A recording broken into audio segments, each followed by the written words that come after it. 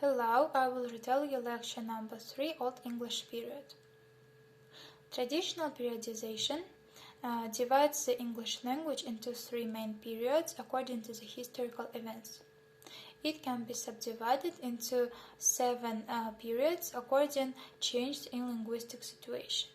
First period was a stage of tribal dialects of Germanic tribes. Second period was a stage of regional dialects of Anglo-Saxon or Old English period. Henry Sweet called the period of full endings. Third period started after the Norman conquest with foreign influence of Scandinavian and French languages. Fourth period was a stage of restoration of English language to a position of state and literary language. Henry Sweet called the period of leveled endings. Fifth period lasted from introduction to printing to the age of Shakespeare. Henry Sweet called the period of lost endings. Sixth period was a period of establishing language norms, and the last one, seventh period, includes 19th, 21st centuries with spread of English language outside Great Britain. Germanic tribes invaded British Isles in 449 AD. They settled the central part of island and gave their name to the territory. England, it means land of Angles. In majority, Celts were in mountainous regions of Wales and Cornwall. Gradually, Germanic invaders and remaining Celts blend into single people. West Germanic tribes' dialects were developed into separate language, English. Germanic tribes formed 7 separated kingdoms. 4 main of them were Kent, Wessex, Northumbria, and Mercia. Since 866, all of the kingdoms were united under the House of Wessex by King Alfred the Great.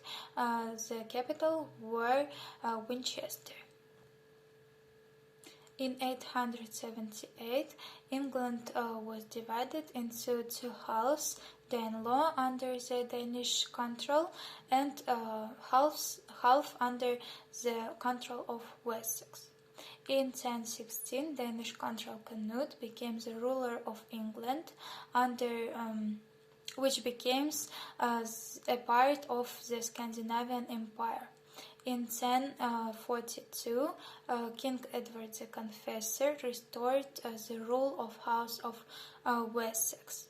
In 597 began Christianization of England by Pope Gregory. In 7th century, England was Christianized. It led growth of culture and learning. Monasteries and monastic schools appeared as a country. English language adopted Latin words connected with religious notions. In Old English period were 4 main dialects: Kentish, Northumbrian, Mercian, and Wessex. The role of King Alfred the Great was very important. He founded schools for nobility, he restored monasteries, he mastered Latin and translated Latin text into English, for example, Anglo-Saxon Chronicle and Bede's History. In Old English, 2 alphabets were used, the Runic and the Latin. 2 written texts with runic inscription that have survived are Roswell Cross and Frank's Casket, and the name of the Latin alphabet was Insular. King Alfred the Great was a ruler of Anglo-Saxon Kingdom of Wessex. He is well known for his victories against Vikings, but he differs in that he also interested in learning, in culture, and promotions English as a written language. He was born at Vantage in 849 and died in 899. The exact circumstances and the place of his death are not known. And shortly about Anglo-Saxon poem Beowulf. Beowulf is an epic poem which consists of 3,182 long lines. It uses different dialects of Old English. It is about the Scandinavian hero who defeats various monsters. The last part of the poem describes the hero Beowulf's funeral. In part of Scandinavia, archaeological discoveries suggest that some moments, some things of this poem may be true.